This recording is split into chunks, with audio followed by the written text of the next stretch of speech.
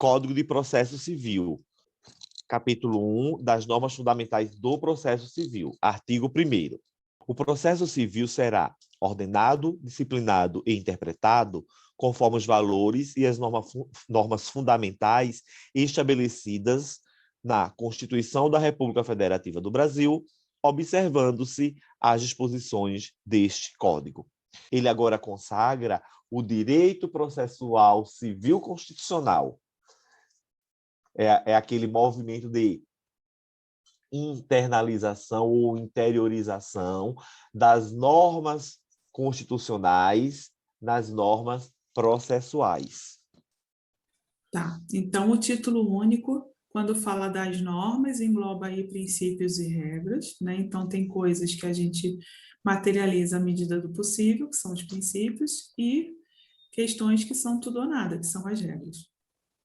Quando diz fundamentais, significa que é exemplificativo, é um parâmetro mínimo, até porque o CPC estimula o autorregramento e a autocomposição, conforme o artigo 190 lá da cláusula de negócio processual.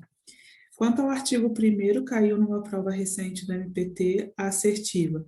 Por previsão expressa, as normas do CPC serão interpretadas de acordo com a Constituição da República. Isso seria óbvio, né? E como foi logo depois do CPC, a gente tem a dúvida, será que está expresso, será que não está? Então, o artigo 1º trouxe expressamente o que já era óbvio, mas para não deixar dúvida, ele colocou aí. A interpretação, de acordo com a Constituição, nada mais é do que um dos movimentos do neoconstitucionalismo, mediante o qual as normas do Estatuto Processual não são bastantes para a disciplina do processo, de modo que devem ser interpretadas e aplicadas em harmonia com as normas da Constituição Federal, que, por sua vez, incorporam os valores fundamentais. Norma relacionada com o controle de constitucionalidade, por exemplo, a busca de prestação jurisdicional justa pelo processo justo. É, portanto, a visão do processo como um mecanismo constitucional democrático. Possui relevância para que a atuação do Poder Judiciário esteja vinculada aos mandamentos constitucionais. E a razão é exatamente a necessidade de enfatizar a primazia das normas constitucionais na legislação ordinária, alterando-se o paradigma processual anterior. Artigo 2º. O processo começa por iniciativa da parte e se desenvolve por impulso oficial, salvo as exceções previstas em lei. Aqui a gente vê o princípio, quando ele fala em inércia da parte, ele precisa ser, portanto, provocado. Se ele precisa ser provocado, é o princípio da inércia de jurisdição, também chamado de princípio dispositivo. E também ele trata do princípio do impulso oficial, quando ele diz que se desenvolve por impulso oficial. Então, no mesmo artigo, ele trouxe o princípio da inércia de jurisdição, também chamado princípio dispositivo, e também o princípio do impulso oficial para o desenvolvimento do processo após a provocação.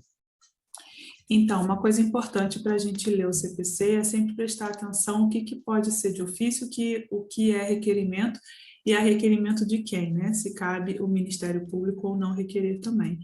Então, artigo 538 vai falar que a execução pode ser de ofício. Artigo 976, 951 e 948 fala de incidentes de ofício. Artigo 513, parágrafo 1º, não pode ser de ofício. 538. Não cumprida a obrigação de entregar coisa no prazo estabelecido na sentença, será expedido mandado de busca e apreensão ou de emissão na posse em favor do credor, conforme se tratar de coisa móvel ou imóvel. 976. Instauração de incidente de resolução de demandas repetitivas. Conflito de competência, qualquer das partes, Ministério Público e juiz. Inconstitucionalidade de lei ou ato normativo, após ouvir o Ministério Público e as partes, submeterá a questão à turma ou Câmara, a qual competir conhecimento do processo. O cumprimento da sentença que reconhece o dever de pagar quantia, provisório ou definitivo, far-se-á requerimento do exequente. Uma coisa é o cumprimento da sentença em obrigação de pagar. Precisa realmente que o exequente peça. Outra coisa é o cumprimento da sentença para exigir a obrigação de fazer. Essa realmente é de ofício. 2. Prescrição intercorrente. Súmula 106 do STJ, demora na citação não justifica. A demora da citação é um problema do judiciário. Concorda comigo? Então, a demora da citação, por si só, não justifica a decretação da prescrição intercorrente. Artigo 3º. Não se excluirá da apreciação jurisdicional ameaça ou lesão a direito. Aí eu botei aqui de lado, vide artigo 5º, 35 da Constituição, que lembra, a gente discutiu ontem, a Constituição diz que a lei não afastará da apreciação do judiciário lesão ou ameaça de direito. E aqui ele não fala mais a lei, porque o próprio CPC já é a lei a que se refere a Constituição. Então o CPC diz: eu, CPC, não excluirei da apreciação jurisdicional ameaça ou lesão a direito, que é o princípio da inafastabilidade de jurisdição. Aqui no Revisaço eu tenho a síntese dos princípios expressos na Constituição, que são os princípios processuais. Princípio do devido processo legal, princípio da isonomia, princípio do juiz natural, princípio da inafastabilidade do controle jurisdicional, que é esse, princípio do contraditório, princípio da proibição da prova ilícita, princípio da publicidade dos atos processuais, princípio da motivação das decisões judiciais e princípio do duplo grau de jurisdição. As normas fundamentais, o Revisaço aqui faz uma síntese, falando o seguinte: no artigo 2º, a gente tem regras da instauração do processo por iniciativa da parte e desenvolvimento processual por impulso. No 3º, a gente tem o princípio do acesso à justiça e tribunal multiportas, por conta da solução adequada de conflitos. 4º, princípio da duração razoável do processo, que a gente viu lá que a Emenda Constitucional 45 também botou no artigo 5º. E também o princípio da preferência do julgamento de mérito. E também o princípio da eficiência. 5º, princípio da boa-fé processual. 6º, princípio da efetividade e também da cooperação. 7º, princípio da paridade e também do contraditório dinâmico, que se repete no 9º e no 10º. E também o princípio da adequação. 11, princípio da publicidade e da fundamentação analítica. E 12 é uma regra jurídica, não é um princípio, é uma regra, de preferência de observância da ordem cronológica. 190 e 191, princípio do respeito ao autorregramento processual. Sobre esse artigo 3º, né, pelo qual não se excluirá da apreciação jurisdicional ameaça ou lesão a direito, tem uma questão aqui. A atuação da jurisdição depende da constatação de lesão a direito, sem se cogitar sobre uma atuação preventiva em caso de ameaças a direito. E a gente sabe que isso é falso, porque o que não se excluirá é tanto a lesão quanto a ameaça a direito. Parágrafo 1º. É permitida a arbitragem na forma da lei, salientando que a arbitragem é uma forma de heterocomposição. Parágrafo 2º. O Estado promoverá, sempre que possível, a solução consensual dos conflitos. O estímulo à resolução consensual dos conflitos. Parágrafo 3º.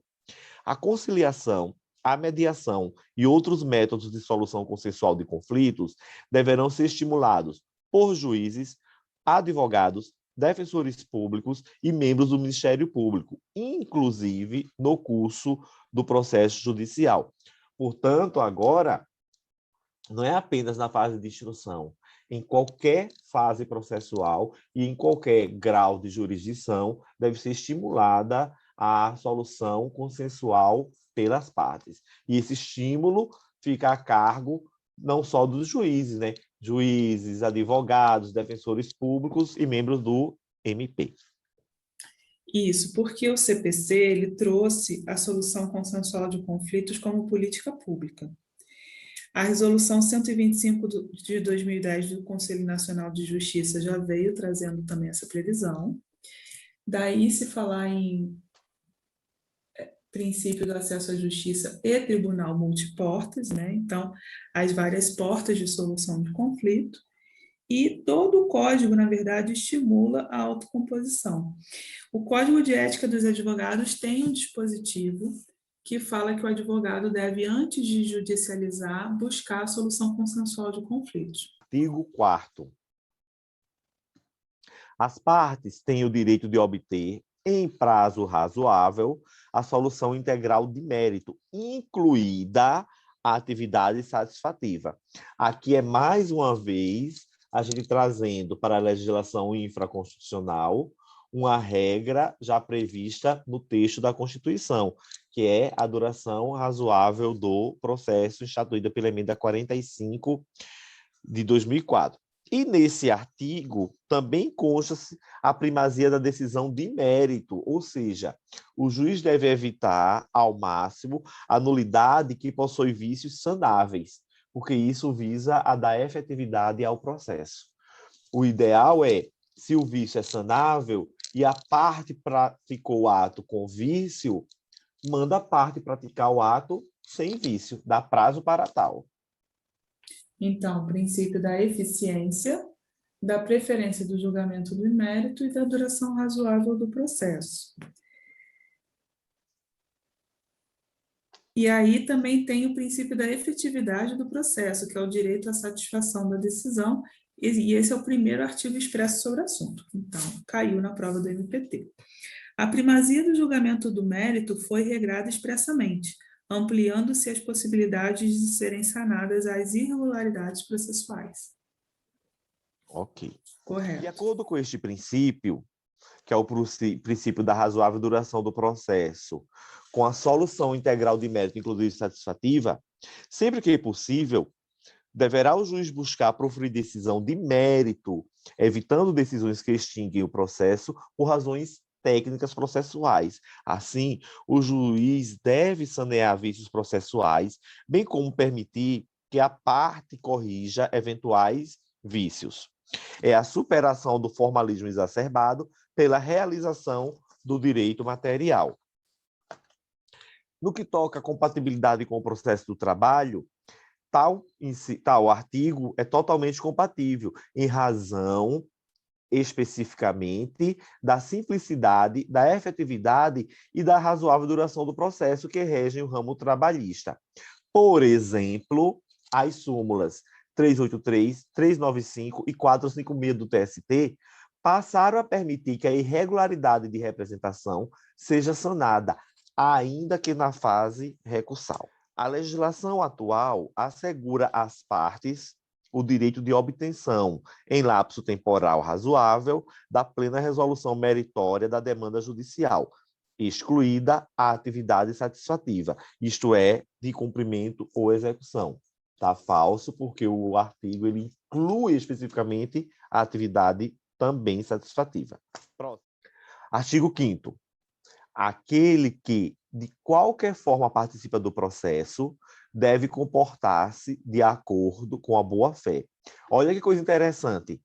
A boa-fé, ela não fica adstrita às partes, nem ao juiz. É todo aquele que, de qualquer forma, participar do processo. E aí esse conceito, ele abrange para incluir os serventuários da justiça, o oficial de justiça, o perito judicial, o perito contábil judicial e por aí vai.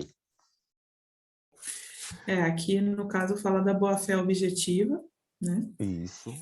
E é um exemplo de cláusula geral processual, construído de forma indeterminada, na hipótese e na consequência. Então, tanto a hipótese é aberta, quanto a consequência também. Qual é a consequência de agir sem boa-fé? Aí, se vai caber multa, se vai, né? Aí o juiz é quem vai dizer. Abuso de direito, comportamento contraditório, são exemplos de cláusulas gerais, né? Produz deveres de cooperação e exerce função hermenêutica, interpretativa, né? Pois orienta a interpretação da postulação e da decisão. Então, é importante lembrar que a boa-fé tem a tríplice função, que é integrar, interpretar e controlar. tá? Tríplice função da boa-fé objetiva no ordenamento jurídico. Aí, Maria, aproveitando o ensejo, é decorrente dessa boa-fé que surgiu aqueles 4 institutos, suprécio, surrécio, tucoque e veniro contra facto próprio. Questão 1. É para todo aquele que participa do processo e não apenas para as partes, advogados, juiz e membros do Ministério Público, que deve exigir a boa-fé processual. Outra questão.